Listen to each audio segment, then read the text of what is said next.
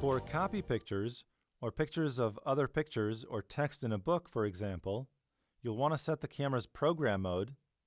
You'll want to make sure the flash is forced off. You may need to set the macro mode. You'll need to set the ISO. And as always, you'll need to set a proper white balance.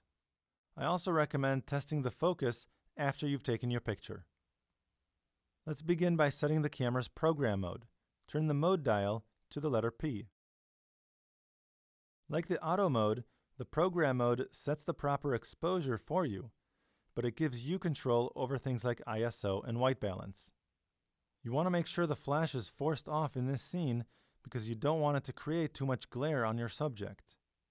Press the flash button or the right navigation button right here.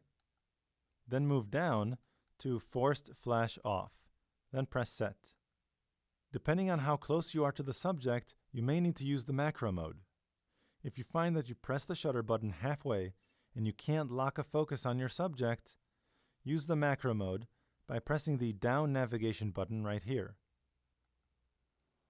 Go down to the autofocus macro. You don't want the macro zoom, just the autofocus macro. Press set or give it a second to go away. When using the autofocus macro, you don't want to zoom into your subject like this. This will not fill up as much of the frame as possible with your subject. You want to zoom back and physically step closer to your subject when trying to focus on subjects close up. Depending on how much light is in your scene, you might need to increase the ISO. If you're just taking a picture of a photograph, you can go outside, place the photograph in the shady area, and take a picture that way. That should provide you with enough ambient light so you will not need to increase the ISO. However, if you're in a low light situation, such as a library for example, and you need to take a picture of a book, you'll need to increase the ISO in order to maintain a fast enough shutter speed. To increase the ISO, press the Quick Menu button right here to access the Quick Menu. Use the right or left navigation buttons to choose the ISO option.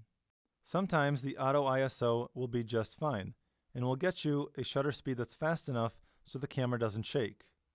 However, in other cases, the Auto ISO may not be enough, and you'll need to manually increase the ISO yourself.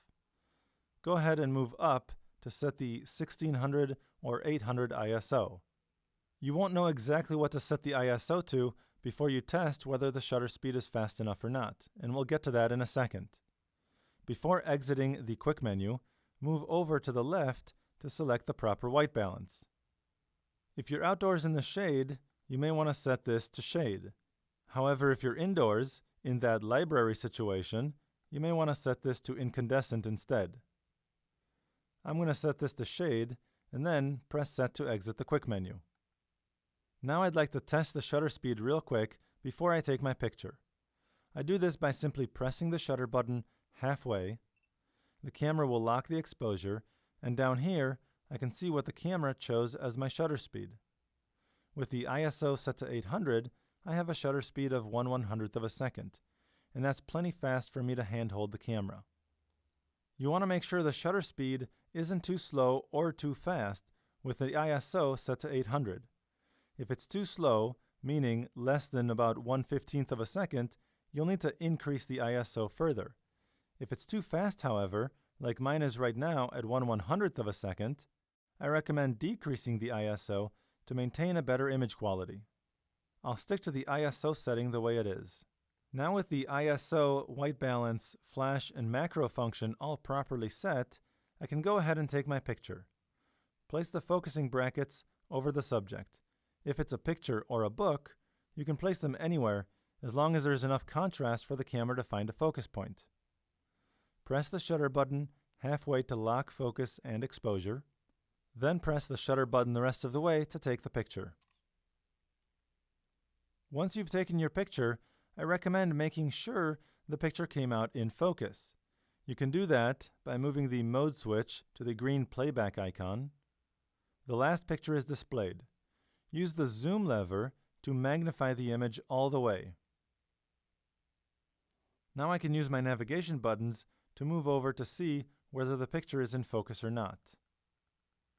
I can see the camera properly lock the focus point. However, because I used such a high ISO setting, the picture came out a little bit soft.